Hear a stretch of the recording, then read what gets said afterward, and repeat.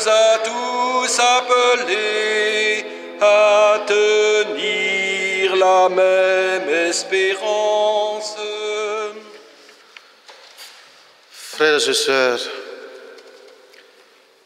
Jésus va préparer une place pour ses disciples dans la maison de son Père et pour nous aussi. Il exhorte ses disciples à combattre le trouble de leur cœur par la confiance en Jésus et en lui. Il dit clairement qu'il va les quitter, ce qui déjà les a remplis de tristesse. Jésus lit sur le visage de ses disciples ces troubles. Pour les consoler, il les exhorte à la confiance en Dieu et en lui.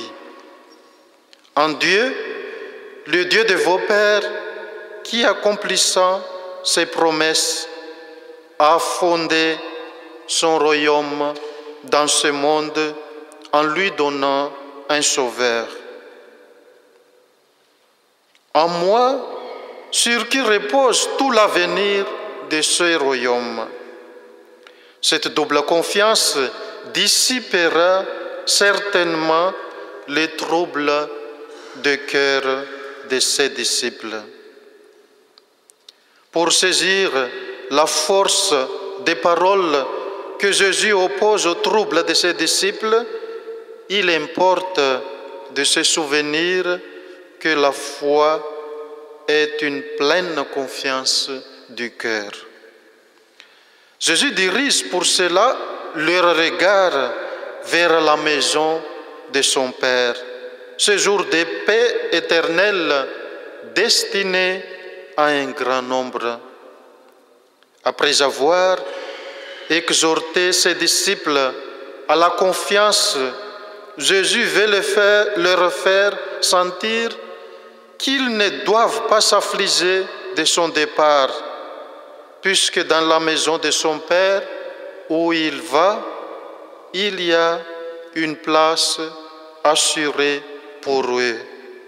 Plusieurs demeures, non les tentes passagères du désert, mais de demeures permanentes où l'on respire la paix et l'amour dans la communion avec le Père.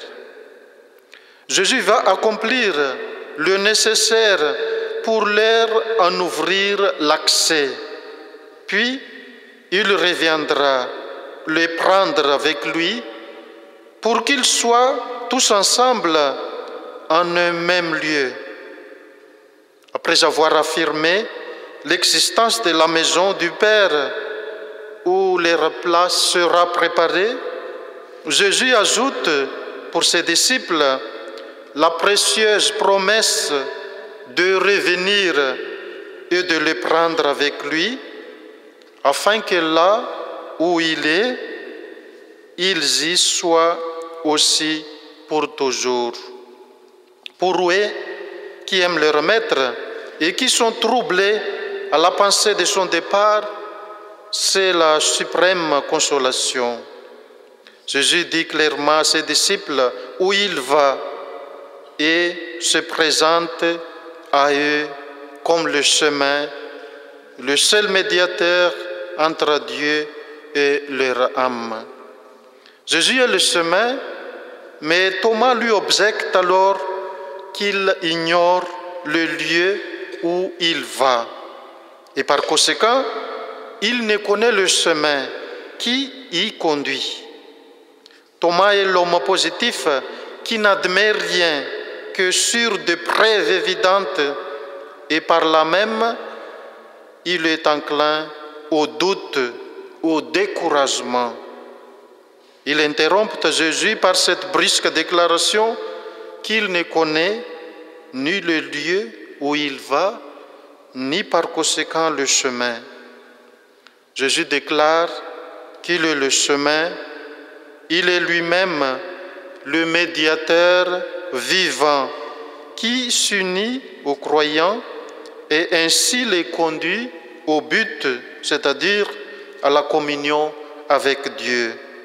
Il l'est en tant qu'il est la vérité, c'est-à-dire la révélation complète de Dieu même, la vérité que l'homme doit s'approprier personnellement pour être sauvé.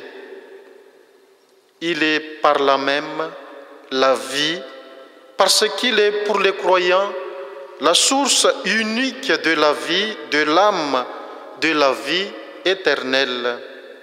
Lui seul conduit au Père. Jésus est la pleine révélation du Père, mais Philippe dit, « Montre-nous le Père et cela nous suffit. » Jésus lui répond, « Il y a si longtemps que je suis avec vous et tu ne m'as pas connu. Celui qui m'a vu a vu mon Père. Le Père est à moi, inspirant mes paroles, opérant mes œuvres. Croyez ce que je vous dis de mon union avec le Père. Croyez-le du moins en raison de mes œuvres. » Philippe demande à voir, mais Jésus exhorte à croire.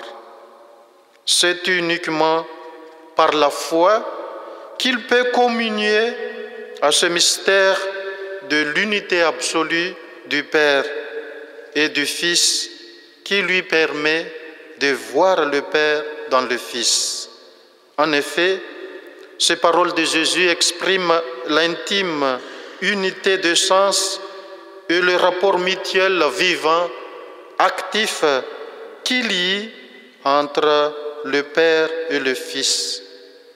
Jésus va le prouver en déclarant que c'est le Père qui parle et agit en lui. Les paroles et les œuvres du Seigneur, ces paroles qui sont esprit et vie, ces œuvres de puissance divine et d'amour. Telle est la démonstration irrécusable que le Père est en lui, parle et agit par lui.